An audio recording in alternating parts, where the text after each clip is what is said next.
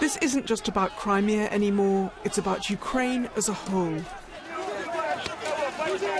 This was Kharkiv in eastern Ukraine yesterday, and there have been more rallies today. The pro-Russian crowd cheers as Ukrainian government supporters are literally thrown out of the building. Ukraine's flag is being replaced by a Russian flag. One activist from Moscow even filmed himself doing it. Yet the Kiev authorities are helpless.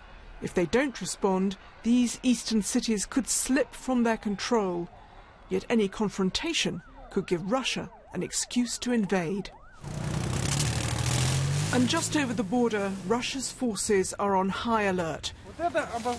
Ostensibly, it's a massive training exercise, but Russia has turned military maneuvers into an invasion before, when it sent troops into Georgia in 2008. It feels as though Ukraine has already lost Crimea. The question now is what will happen in eastern Ukraine. President Putin has said he won't hesitate to act to protect fellow Russians from a government in Kiev he calls extremist and illegal.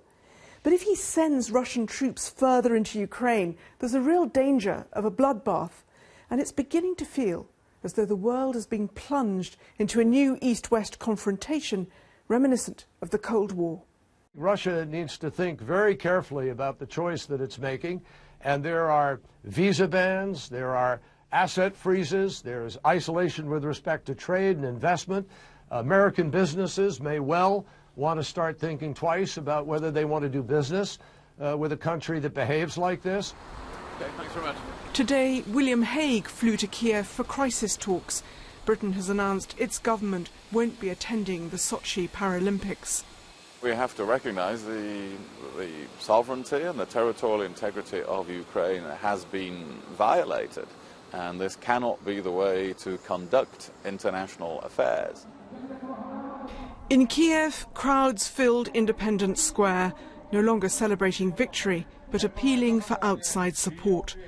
But if President Putin is determined to act, it's hard to see how anyone can stop him. Tonight, one glimmer of hope, reports that both Russia and the West might be willing to set up a contact group to try to prevent this conflict from escalating. Bridget Kendall, BBC News.